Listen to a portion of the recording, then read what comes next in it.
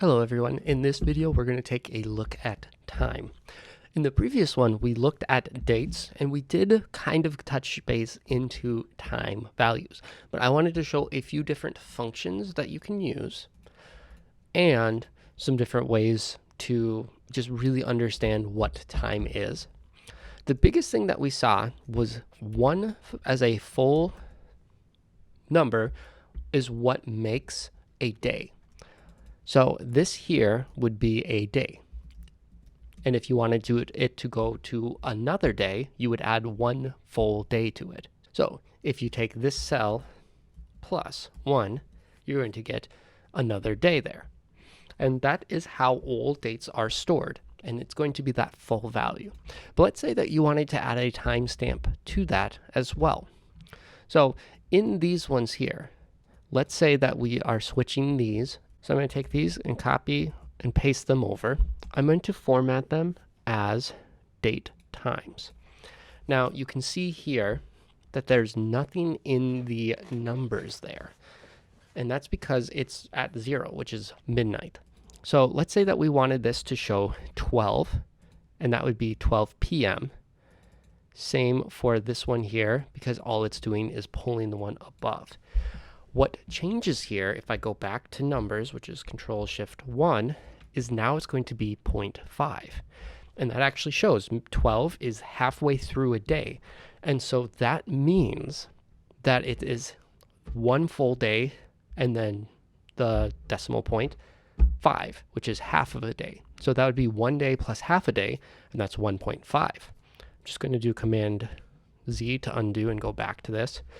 And so that's how time is actually stored. If we want something to show as 12 o'clock p.m., it would be 0.5.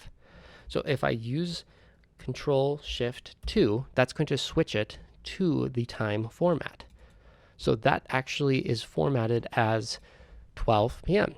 Now if we go and add an hour to it, 1 p.m., I'm just going to switch this back to Control-Shift-1, and that's going to be 0.54. And let's say that we're doing something like 1, 2, 3, 4, 5 for seconds. If I switch it over, that's going to be 0.56. And if you increase this more, you'll get a little bit more characters there to show it. But again, you can kind of see as we're getting closer and closer to the next day, we'll get more value. Maybe we want this to be really close, like 11, let's just do 55. So that's just like a few minutes away from it being a new day. If I go and shift it back, and I mean, it shows it's 1 o'clock, but if I go all the way here, it's very close to that to become that next new day, which would start at midnight. That is how it's stored.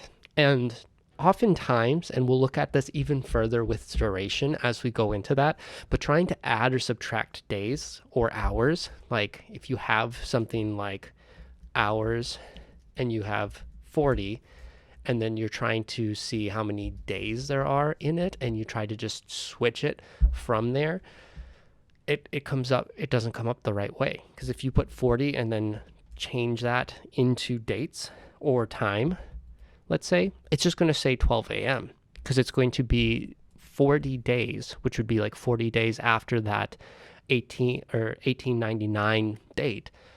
And that just doesn't make sense, and that's not how it's stored.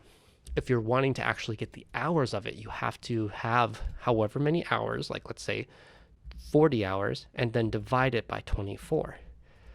And if you do that, you'll get 1.6667 and so on. And that's because if you take 24 hours out of there, there's 16 left. And so if you switch this to the number, it'll show the 16th hour, which would be 4 o'clock. So knowing that really helps with being able to problem solve those things. You can take 1 divided by 24, and let's just switch this to a number. And this is going to be what an hour is.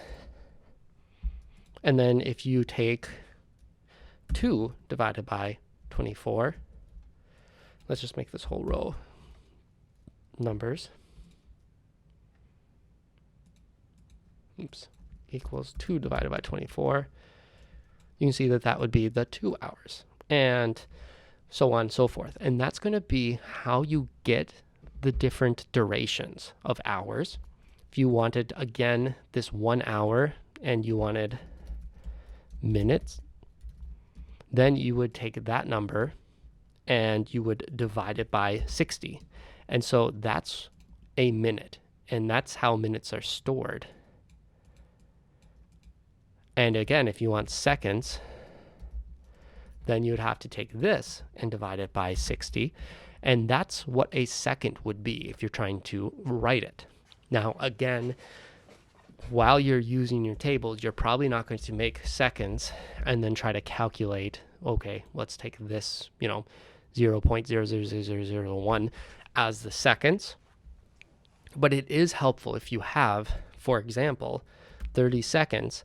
This would be stored as 30 days if you switch it to a date or a time.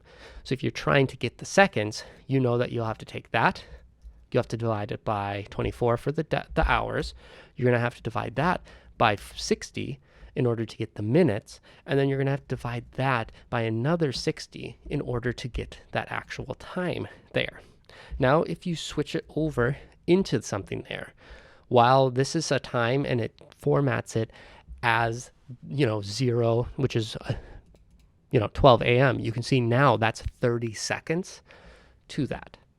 Now, there is another number format, and that's going to be duration.